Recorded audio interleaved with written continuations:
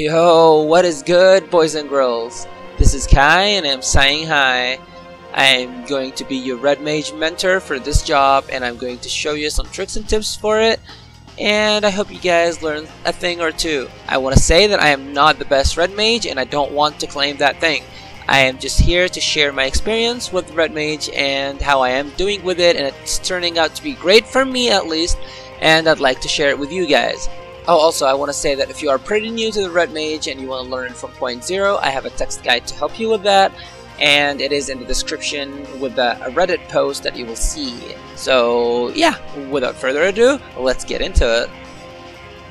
Alrighty, so I want to start with this trick, and it's a really rewarding one, and it's a very important one to know as a Red Mage. Well, not really as a Red Mage, any caster, any casting ability that's casting, you can have this trick. So as you can see, I am moving before my cast even ends, and the game thinks I'm still casting during that because of the latency issue, and it reads that I already fully casted it, which makes sense because we have latency to the upload to the servers. So you can actually move sooner than your cast, and then you will still be able to get that cast off, and we will still get dual cast as Red Mage. So that's a very, very nice trick to know. Now I want to talk about an important thing, which is the Gap Closer Core and Displacement the Gap Maker. Apparently people have boundaries for these two skills, which is 100% wrong, which is what we saw from the trailer video. It stuck the idea on people's minds, which is using Core only before you use the melee combo so you can get within the melee range, and Displacement after the melee combo so you can use Verflare / Verholy. That is almost 100% wrong. I am not saying that you should never ever use it that way. It is fine to use it that way, but Displacement has an animation lock that you can never cast or do anything until the animation of Displacement finishes. Core and Displacement can be used in so many different ways, like dodging AoEs, doing certain mechanics, getting in the melee range, closing the gap between you and the healers so you can get into the healing range, so you can get into the stacking marker, in so many other ways. As you can see in this footage that we're seeing right now, I have so much mobility that I don't need Core or Displacement to get within the melee range or without the melee range from my melee combo. And I'll leave you now with the Susanoo Extreme footage of me using Displacement and Core to do certain mechanics.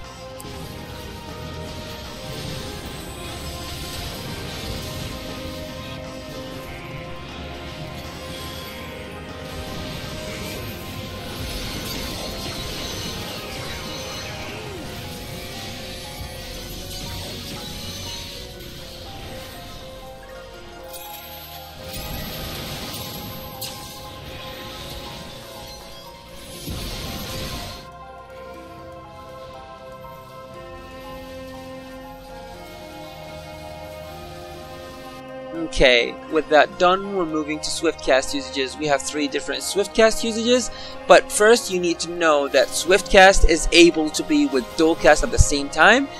The next cast will be dual casted, and then the one after will be Swift casted. So the cast will be dual cast, that will be gone first, and then Swift Cast will be gone after. The first usage of Swift Cast is the fix of your mana gauge. Let's say you overuse the white magic abilities, resulting in getting a penalty of the white crystal, which means all of your black mana gain will be halved. Using Swift Cast in that situation will lessen the time for you to get your balance gauge back to normal.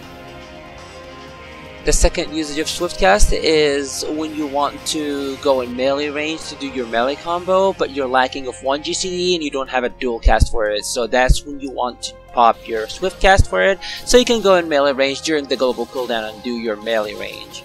And as mentioned earlier, we don't really need Displacement so you can do Verholy / Verflare, so you can leave all your OGCDs before you do your Displacement, or you can just walk away if you don't even have it, so that's fine. Here's a Susanoo clip of me doing the Swift Cast before the melee combo because I needed 1 GCD before I get my melee combo.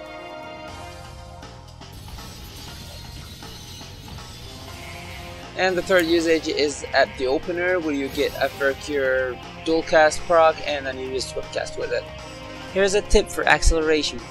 use it while you're casting and spamming your next spell without even waiting for its animation. It will immediately proc.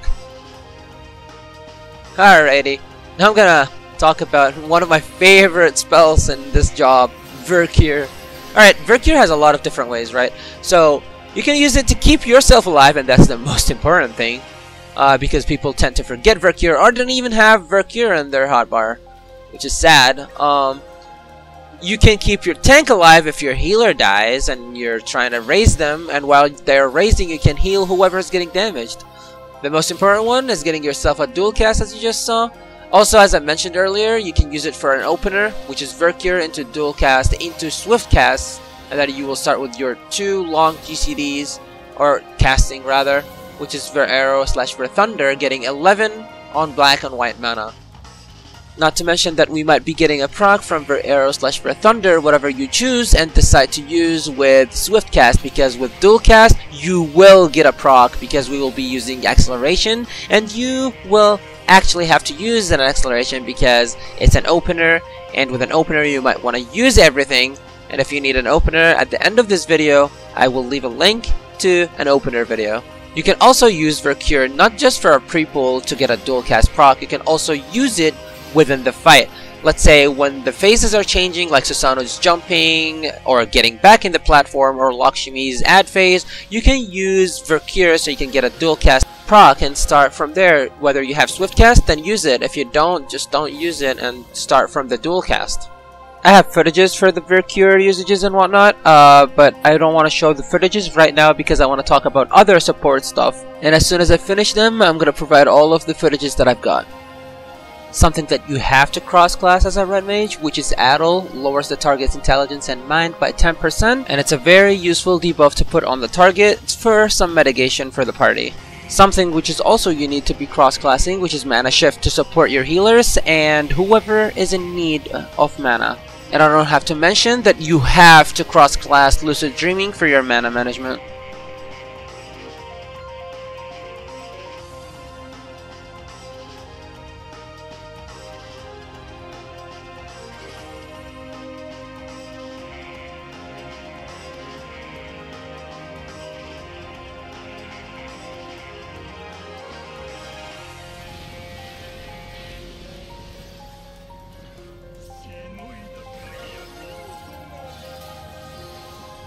Alrighty, I guess that wraps up everything that I've got for the Red Mage and I've got for you guys. I told you all of my tricks basically, and I hope you guys learn a thing or two, and I catch you guys later.